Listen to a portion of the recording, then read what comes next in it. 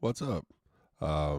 So for starters, uh, here's my face again, which was weird. I don't know what the hell this thing was doing, but apparently it was one of those. I needed to unplug it and plug it back in and remove the device and then have it reinstall itself because I tried to find drivers on Logitech and they're going, yeah, no, we don't have drivers for that. Meh, meh, meh, meh. So, all right. The this video is coming out a little late, and I apologize for that. I'm still getting over this cold that I had, and um, this cough it sounds terrible. So hopefully, I don't have any episodes while filming this. But I wanted to talk about. I don't really know how to phrase this other than just words. And I know he's gonna talk about words.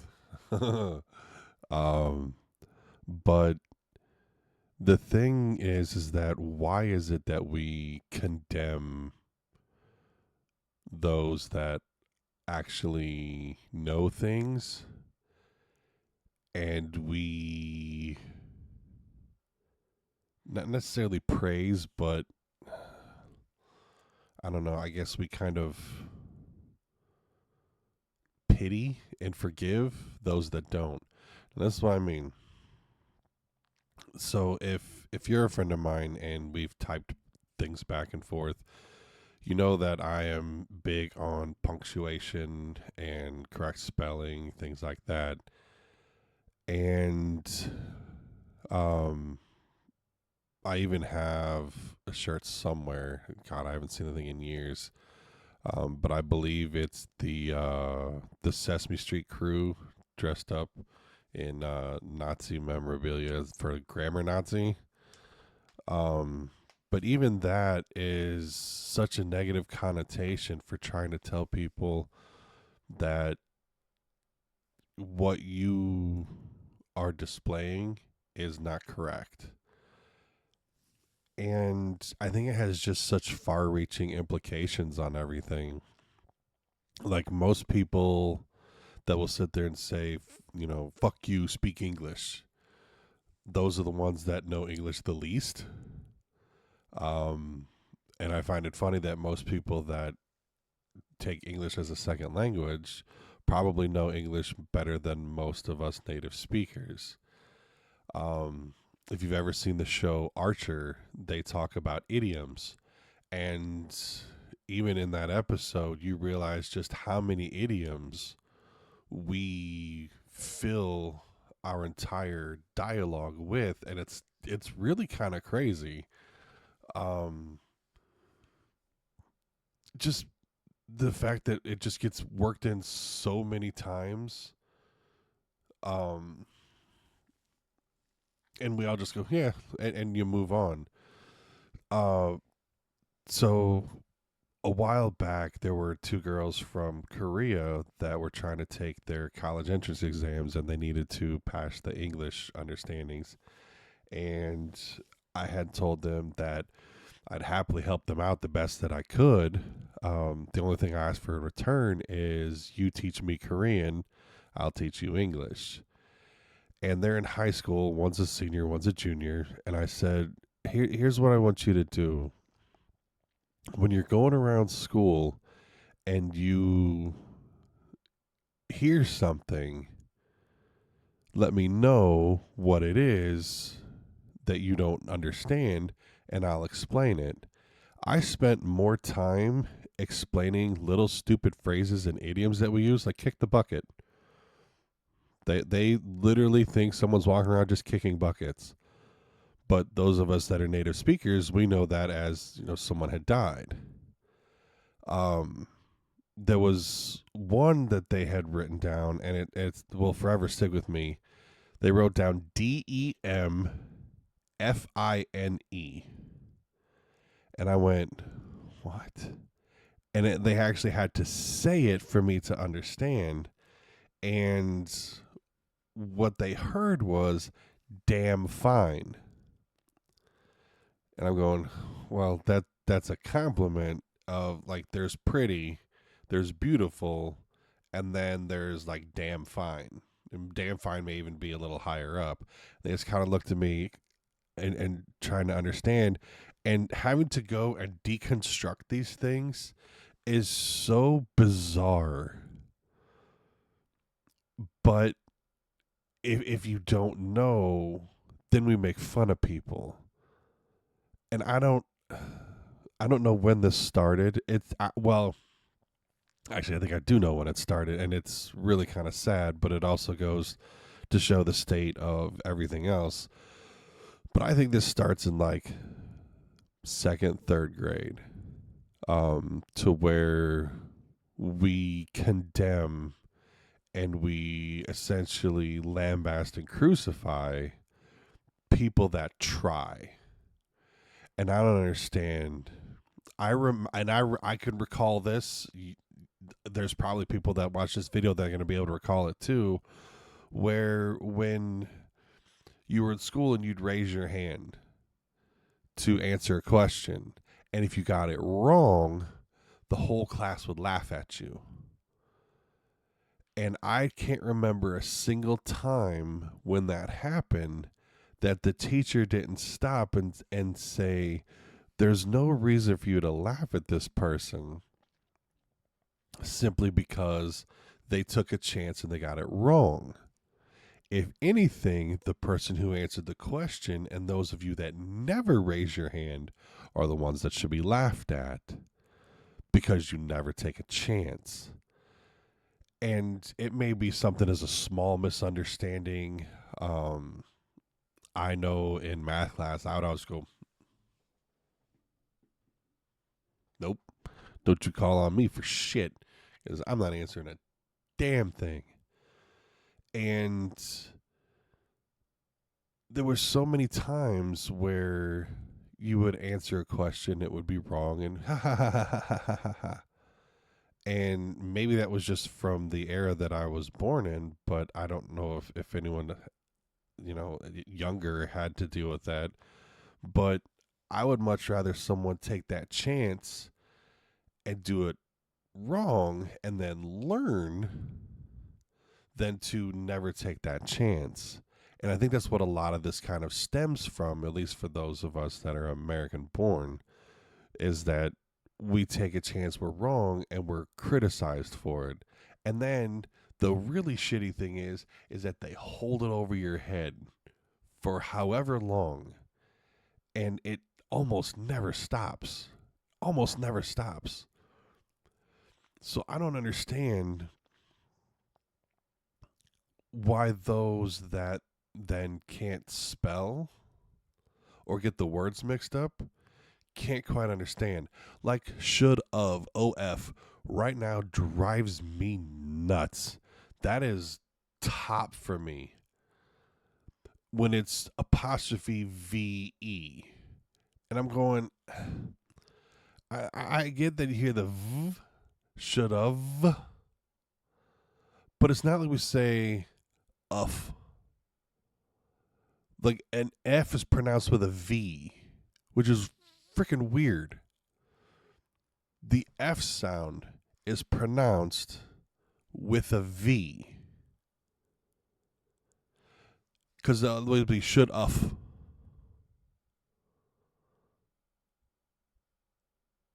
You know, it's weird.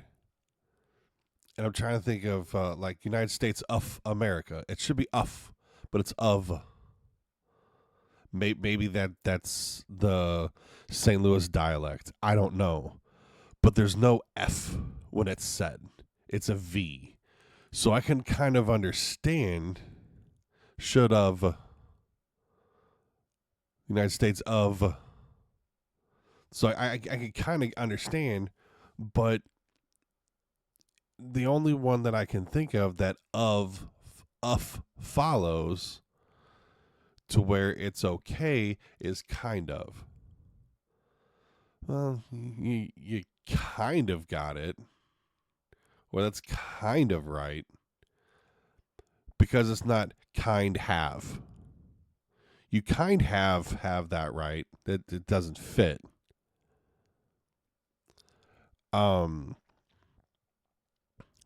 but there have been times where going online and even on Reddit, the few times that I actually say something, I will point out these mistakes, and I'd say 95% of the time I'm called a geek because I'm the smart one, but I'm the one being made fun of when all I'm doing is correcting. And I find it hilarious that it's that state. And I never respond to it after that because I know once I respond to it, it just spirals into nothingness, and I already know I'm arguing with a moron. But I'm just gonna throw that out there and just go, nope. Um, Another example is there was a girl I was talking to, long convoluted story. I'm not gonna get into it, but it didn't work out between us, and I had said that I enjoy writing, and she said she doesn't do much reading because her spelling is not all that great, and I'm going, oh, okay, but spelling's not all that great. Doesn't have anything to do with reading. She goes, well, there was one word that always just kind of hung in the back of my head that really kind of bothered me. I said, okay, what word? She said, minute. I go, what about it? She goes, I don't know how to spell it. I said, do you know how to spell minute? She goes, yeah. I said, then you know how to spell minute. What are you talking about? I go, they're spelled the exact same way. It just depends on how you pronounce it. She's like, are you serious? Yeah. So her little fear of this minute thing had handicapped her for so long that she just got terrified of a hobby because she doesn't know how to spell the word minute. And I'm going, you just put it in context and it changes the way you pronounce it. Like the thing that I can remember that bothered me the most with reading any book series was Harry Potter. I had no idea how to pronounce Hermione. I had never seen that before in my life. I'm like, what the fuck is Hermione? And until I watched one of the movies and they said Hermione, which I think I was 4 books deep by the time I watched one of the movies, but I just went, I've been pronouncing it in my head as Hermione. How in the hell was I supposed to know it's Hermione? Like her, my knee. Her knee and my knee. Her, my knee. No idea. Not a clue. I think it'd be fantastic if there were anybody from Britain that were able to go, oh, yeah, that's Hermione. But I was like, that was the first time me as an American I had ever heard that name. And I went, I don't know what Hermione. But that didn't stop me from enjoying the book. I just kept thinking, like, this is the dumbest name I've ever heard in my life. Hermione. I don't understand. This is beyond stupid. And so I just I didn't let that stop me, but she made minute stop her. And I don't get at what point in our lives we actually have these moments where we just condemn people for almost no reason, and then we just make sure we beat that back into them like, you will. And that's another something I would love to see disappear, because you're and you're there and there, those 5 are probably the ones that really kind of challenge people the most. But 2 of those you can discern, so you can get rid of 2 right off the bat. You can have, that's your car, and you are going over there. You're right there. You've instantaneously eliminated those 2. It just tweak how you say it just a little bit to include the other word that you shortened down. So, you're coming with me. That's your book. Right there. and people know exactly what you're talking about, and then putting that in your head to have that go forward for anything else beyond that is going to be easy. There. And it's not someone patting the top of your head. There.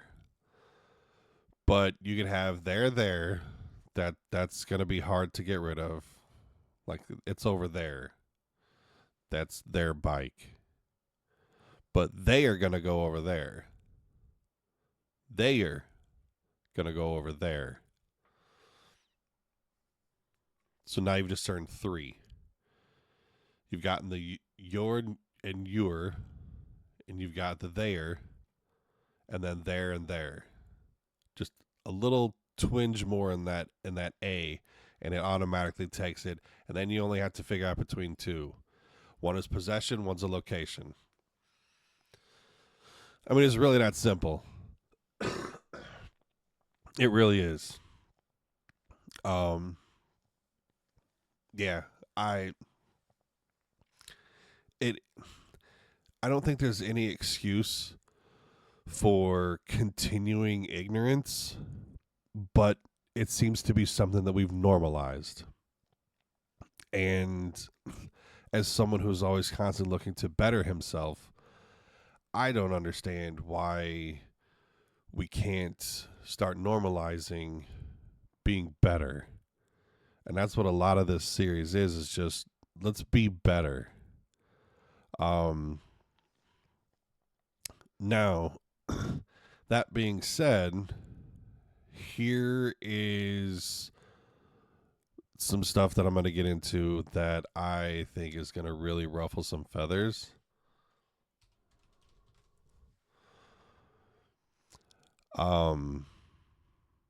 And again, this is not meant to be malicious, but to really just kind of fix words. George Carlin had a huge influence on me like this. He's talking about doing this with a phone. Well, now apparently kids do this. I was on the phone. Like, no, that's napping or boredom. So this is where I think we need to change some words. But we first have to define one of them. And then defining this one, I think, is going to really kind of get people to understand where I'm going with this.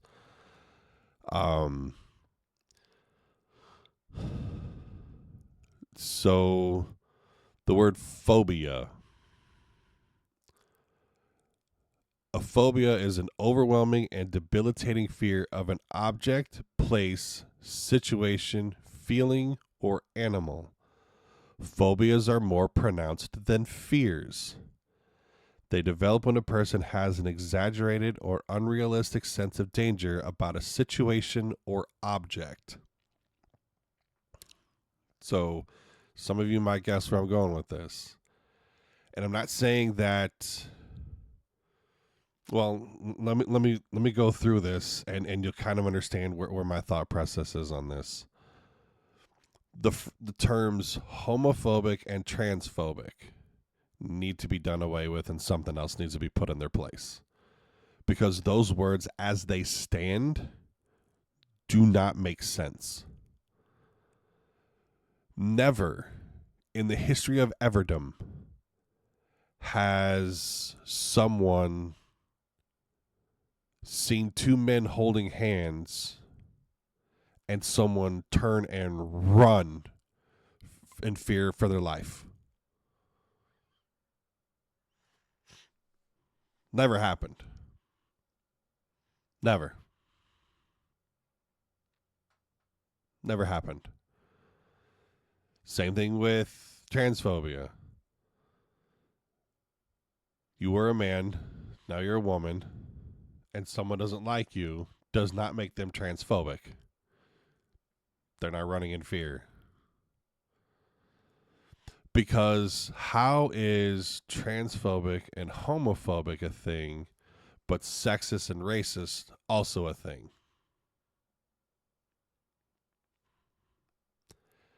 It's not sex phobic and race phobic, it's sexist, racist, homophobic, transphobic. See what I mean? That's why these two are over here. It doesn't make sense.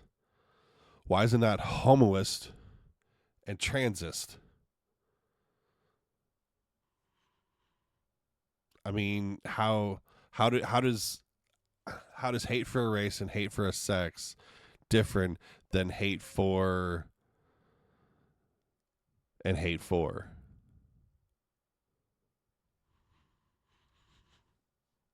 How? And it's bothered me for a while. And my first video, whenever I started doing these, I said, I'm not trying to sit there and piss anybody off. I'm just saying, a lot of these videos are going to be just get you to thinking.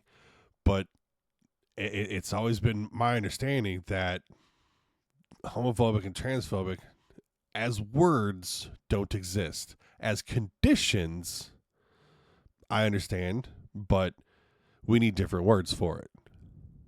Because those words don't add up to other things that were already in place.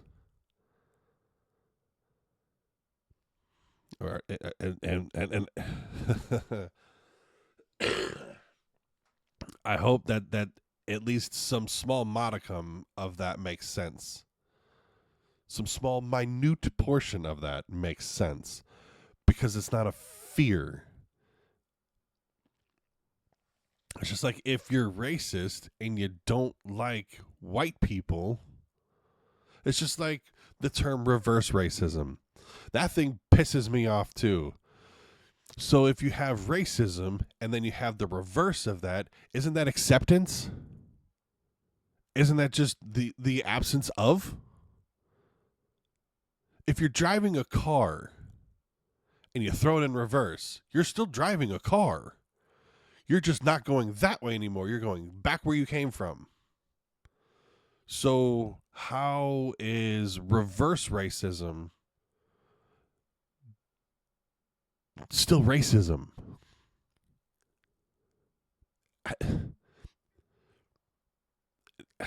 It can't exist. Reverse racism is just acceptance.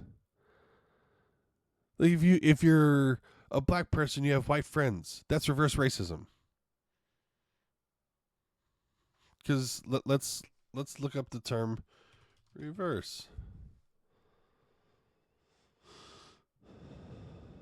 Going in or turned towards the opposite direction to that previously stated.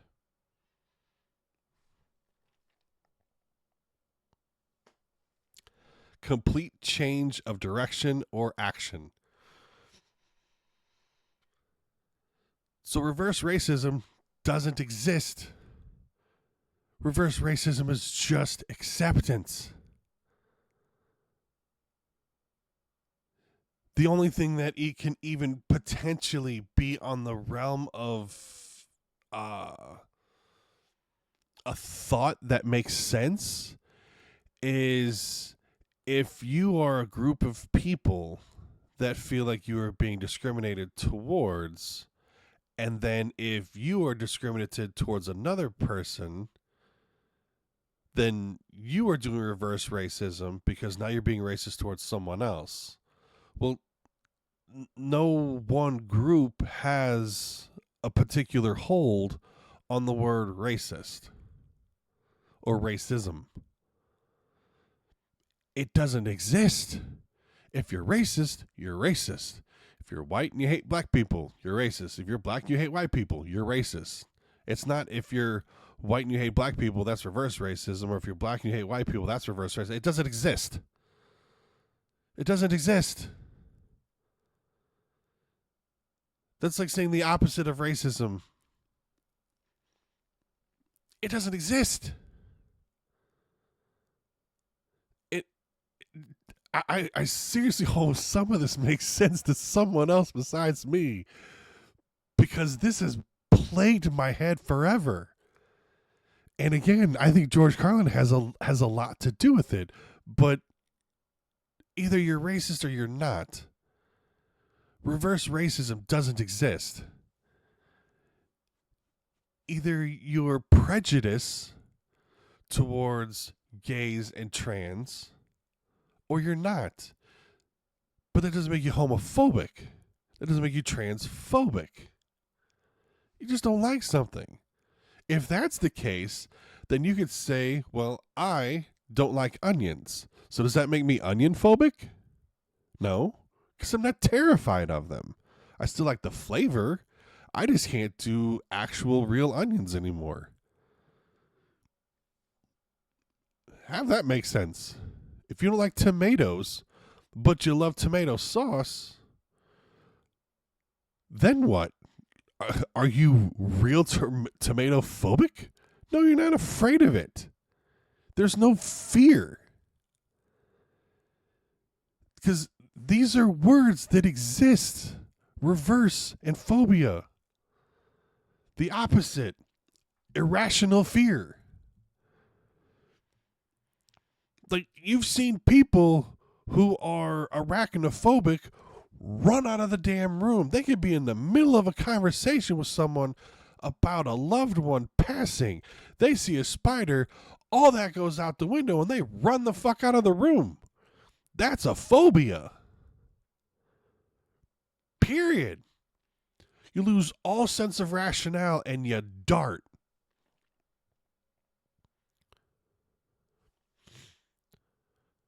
I don't know what the term for being afraid of fire is, but if all of a sudden their building's on fire, you're just not going, this is okay, meme aside.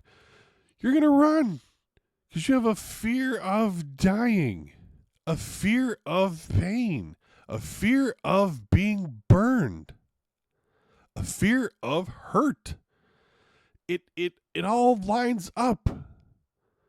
But you can't say because you see a lighter, now you're going to run from it. Well, no, one of them's a death threat. One of them's just, here's controlled fire. But if you have a phobia of fire, let's see. Fear of fire. Phobia. Pyrophobia. So if you have a fear of fire, whether it is a struck match, whether it's a campfire, whether it's a grill, whether it's a burn down anything, you are going to have that be triggered and run the other way or shake uncontrollably, cower in fear, because that's a phobia. So those two words, homophobia and transphobia, need to be replaced by something else. But homoist and transist sounds weird. But we've let that be in our lexicon, even though it doesn't make sense. It doesn't.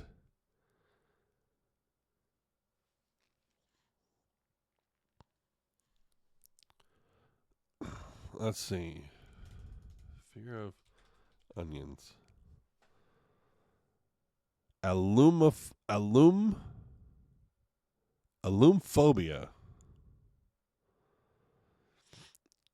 is a food phobia that can cause anxiety and panic attacks when someone encounters the sight, smell, touch of foods in the allium family, such as onions, garlics, chives, and shallots.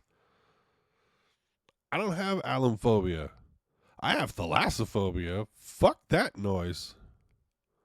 I don't know what's down there.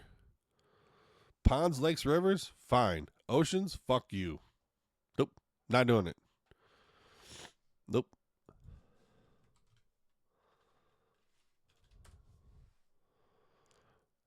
Thalassophobia is an intense and persistent fear of deep bodies of water, such as the ocean, seas, or large lakes. Yup. Because I've been in lakes, I've been in ponds, I've been in rivers. I'm all right with it.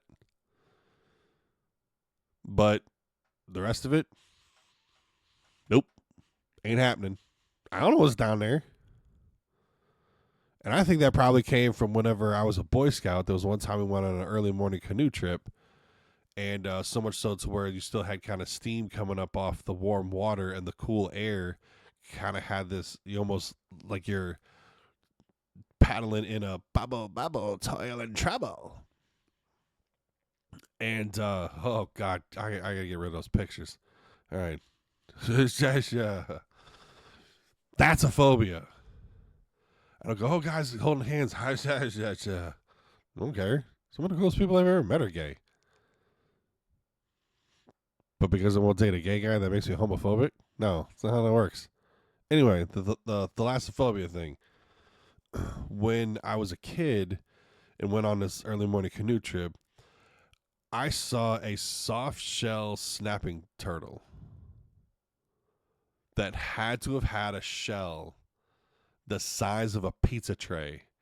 And I'm going, holy shit, they get that big? I've seen them this big, but this thing was like, it wouldn't have fit through a basketball hoop flat. It wasn't going to happen. And I was like, man, that's weird as hell. So there are fears that we have. There are 2 innate fears that you have. Fear of loud noises, the fear of falling. Every other fear you've learned somewhere. And I had a video on this a while ago, but those are the only innate fears that you possess. And you're like, I don't fear loud noises. Yeah, you do. Clack! Oh, Jesus. That's why jump scares are a thing. Something's there, or something's not there, then all of a sudden it's there. Nah. How that shit goes, man. But all the other fears you've learned somewhere, or you were taught it somewhere. So going back to the transphobic, homophobic thing, it's, you can't sit there and say because someone wouldn't date someone trans that they're transphobic. Because that's not right. Everyone has a preference. If you say that you wouldn't date a black person, but you still have people that you enjoy spending time with, just because you're not attracted to them does not mean that you're a bad person. So this whole kick that people are on now of let's make sure that you're just lambasted for all of your bad choices. Well, it's not choices. That's like saying I would never date a redhead. Why not? I just don't find them attractive. It's like saying I wouldn't date a tree. Why? Because I don't really find it attractive. I've seen shit where dude fell in love with his car. It would lay on the ground under it and make out with his car. I don't know if it was staged or not, but I've seen that shit. It was fucking weird. Seen people marry their anime pillows. Come on, man. But that doesn't make them sapiophobic because they don't want to be with someone that's intelligent. That's not what that is. We always have these senses of trying to put labels on people, and I'm really tired of it. And to say that someone is transphobic or homophobic is such a condemning statement that it can ruin someone's life just because you feel like you walk around with the power wand and just says you are the one that gets condemned, you are not, you are not, you are not. I mean, when that's like saying, do you want to go have Taco Bell? Oh, I can't believe you'd say have Taco Bell. I need to call the cops on you. You're burger phobic. What? It's literally that same sense of ridiculousness. Because I don't want to go have Taco Bell, I am burger phobic. How does that make any sense at all? It doesn't. I'm not afraid of burgers. Just don't want to eat one. That's like saying, what do you want to eat? I don't care. All right, here's some dirt. All right, cool, thanks. Like, well, no, I want something edible. But I just don't know. there's another way to word it by saying, what do you want to eat? I don't know. I've got a taste for something, but I just don't know what it is. Like maybe you're wanting spaghetti. Maybe you're wanting Korean. Maybe you're wanting some dim sum. Dim sum's amazing. Who knows? But if they throw out, I want pizza, and you're like, I don't want pizza. Ugh, are you Italian phobic? Oh my God, shut up. No, I just don't want Italian right now. It's along that same line. And it's to the point to where we really, I think, have to start putting people in check and going, that's not right. That is incorrect. You could even throw in the words want and need.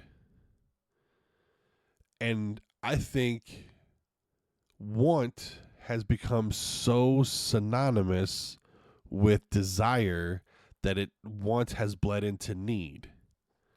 I need to know. No, you don't. I need to know what you want to eat. No, you don't. You want to know, but you don't need to know. It's on a need to know basis. You don't need to know what I want to eat. You want to know so we can make this decision and move on with our day, but you don't need to know. You need to know what foods I'm allergic to have some things be eliminated. But you don't need to know what I'm looking forward to eating. I could be content with a PB&J, but that's just what I want. It's not what I need. I need food.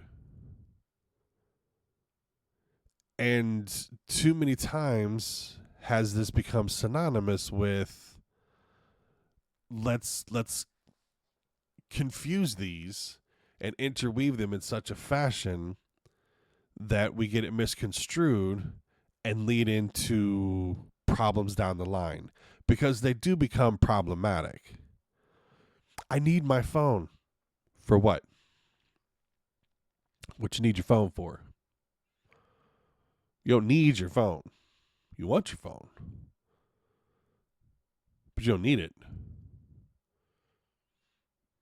A phone's a luxury. How about that?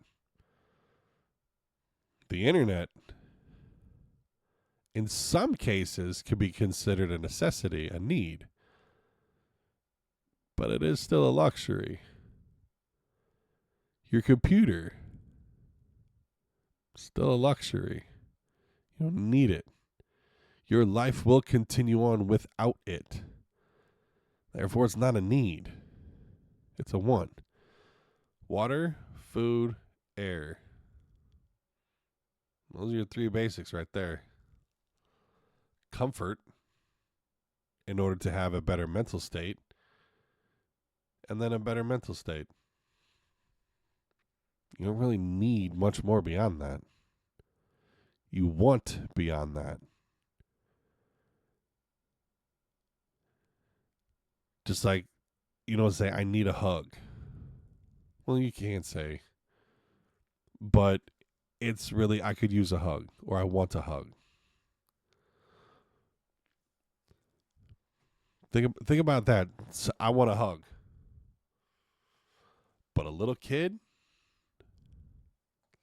will come up to you and tell you they want a hug. There's a reason why we have that phrase, from the mouth of babes. Little kids will tell it how it is. But at some point, it's before high school's over, so it's at some point in middle school, we lose sight of all of those be truthfuls. And we just start accepting. Well, a lot of those acceptances are also not correct. And we've sort of created this little almost utopia way of living in our heads that we become so hyper fixated on that it needs to be that way.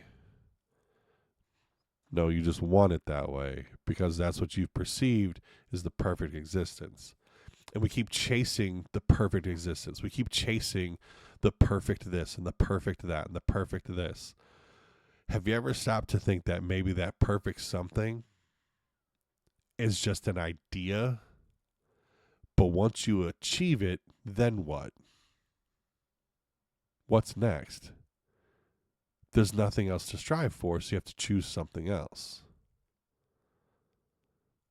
Because that's what you needed. Well, then you got it. Then what? What do you do next? What's the next rung on the ladder? At what point do we have such a high focus that you forget what the next rung of the ladder is? That you forget what the next step going forward is? That you forget that I don't have to walk your path. I don't have to climb your ladder. I have to walk my path. That's why we're different people. So why are we imprinting all of our own bullshit onto others by saying, you need to do this, you need to do that? No, I don't. And that doesn't make me a phobic or an ist of anything. It just makes you an asshole and me telling you fuck off because the rest of the day is not going to be determined and the outcome is not going to be skewed because of you. So because I choose to go this way and you choose to go this way, having different paths is not a bad thing because we're different people. But that doesn't necessarily mean that going that way is bad and that way is the only way that we accept.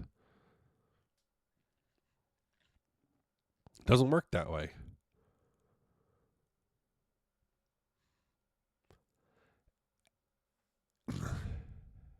And I hate whenever people say change my mind.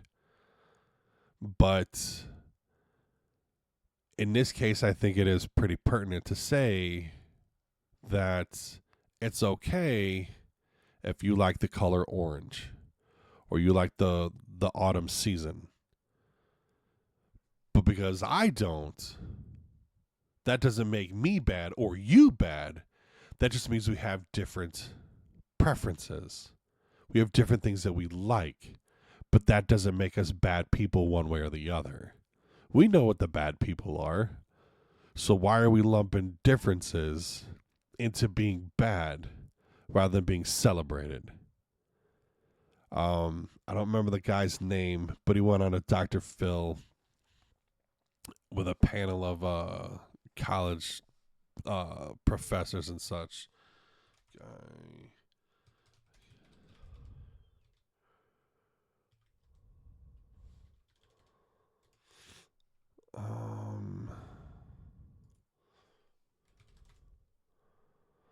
What the hell is that guy's name?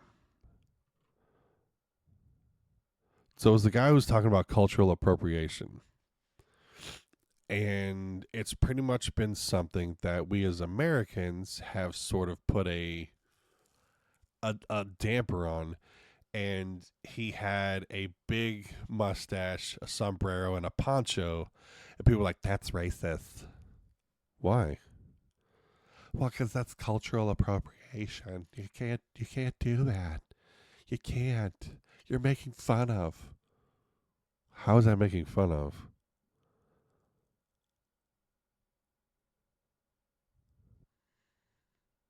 Or whenever he had a kimono and a big like Asian hat. I don't know what the hell they're called. I always call them pyramid heads.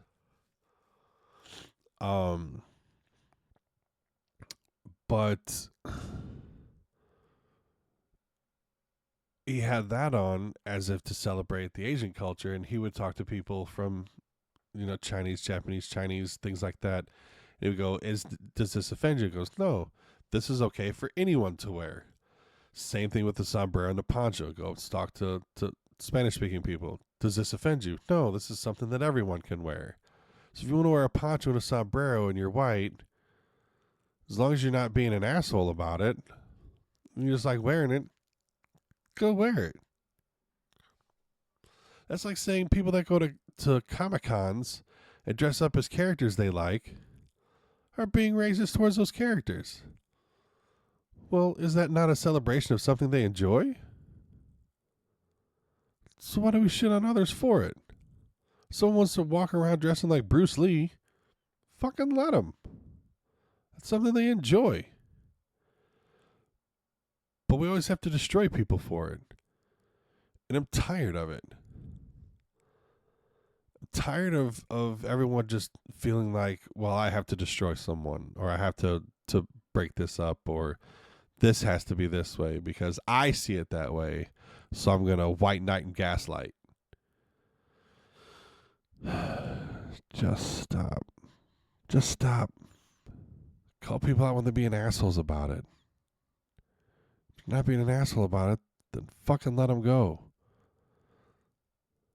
That would be no different than seeing a 3-year-old dressed up as a firefighter and you're going to ask them to go help you put out a fire.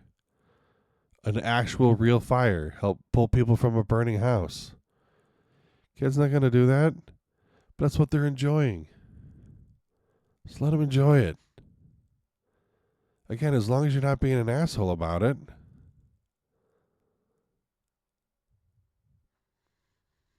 Just leave people alone, man. Ain't nothing wrong with it. Like people that get pissed off that walk in front of other people that are filming something in a gym or something. They get pissed off. I can't believe you're not that fucking important. Sorry, but you're not. You're not.